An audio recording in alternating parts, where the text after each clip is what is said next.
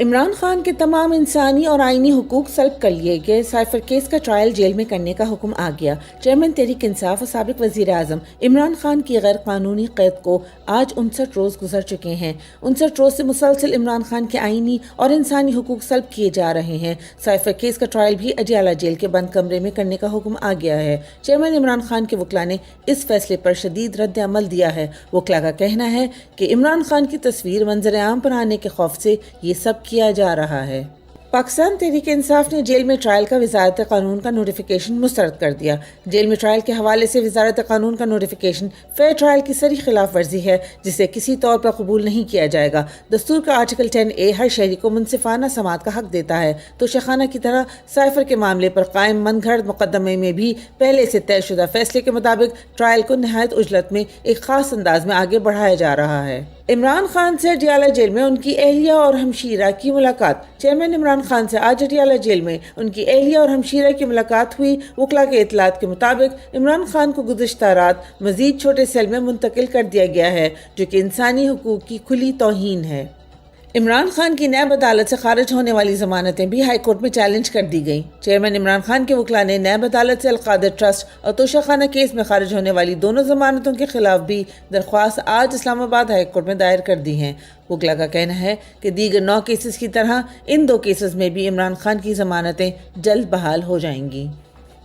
عمران خان کی جان کو خطرے کے خلاف درخواست پر عائد اعتراضات دور ہو گئے۔ چیئرمین عمران خان کی اہلیہ نے اڈیالہ جیل میں ان کی جان کو شدید خطرے کے پیش نظر اسلام آباد ہائی کورٹ میں کل درخواست دائر کی تھی، جس پر عدالت نے اعتراضات عائد کیے تھے۔ آج چیئرمین عمران خان کے وکلاء نے ان اعتراضات کو دور کر کے دوبارہ درخواست جمع کروائی، جس کو سماعت کے لیے پرسوں مقرر کر دیا گیا ہے۔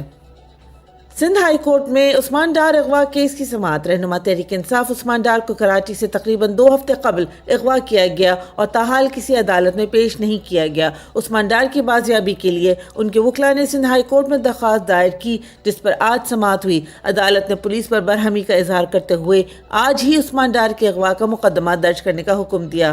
ساتھ ہی سیکرٹری داخلہ سندھ کو بھی تحریری جواب جمع کروانے کا حکم دے دیا۔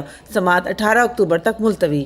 پشاور ہائی کورٹ نے additional secretary general Peshawar region Irfan Saleem کی رہائی کا حکم دے دیا۔ عرفان سلیم کو چند روز قبل پشاور سے اغوا کیا گیا تھا، جس کے خلاف ان کے وکلاء نے پشاور ہائی کورٹ سے رجوع کیا۔ آج پشاور ہائی کورٹ نے فیصلہ سناتے ہوئے عرفان سلیم کو فوری رہا اور پولیس افسران اور چیف سیکرٹری کو آئندہ صوبے بھر میں غیر قانونی گرفتاریوں سے فوری باز آنے کا حکم دے دیا۔ عدالت نے ڈی سی پشاور اور چیف سیکرٹری سے بیان حلفی بھی لے لیا۔ تحریک انصاف اور عمران خان کو الیکشن سے باہر کرنے کے منصوبے پر کام شروع۔ الیکشن کمیشن میں عمران خان کو پارٹی چیئرمین شپ سے ہٹانے، انتخابی نشانات واپس لینے کے لیے درخواستیں دائر۔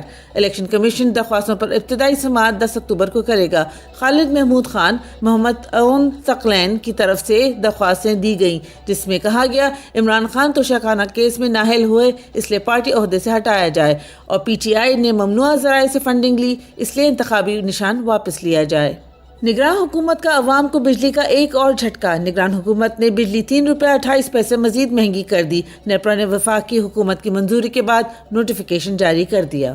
پی ڈی ایم اور نگران حکومتوں کی مچائی ہوئی مہنگائی مکمل بے قابو۔ سینئر صحافی عدنان عادل نے اپنے ٹویٹ میں بتایا، ستمبر میں مہنگائی کی سرکاری شرح 31.4% رہی۔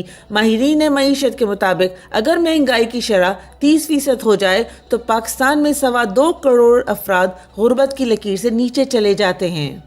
آزاد کشمیر میں مہنگائی کے خلاف احتجاج پر پولیس کا مقبوضہ کشمیر والا رد عمل۔ آزاد کشمیر میں عوام بجلی کے بلوں اور مہنگائی کے خلاف پرامن احتجاج کر رہے تھے، جس کے خلاف پولیس نے کریک ڈاؤن کیا، لاٹھی چارج کی اور شیلنگ بھی کی۔ آزاد کشمیر میں پہلے تحریک انصاف کی حکومت گرائی گئی اور اب وہاں مقبوضہ کشمیر والا ماحول بنایا جا رہا ہے۔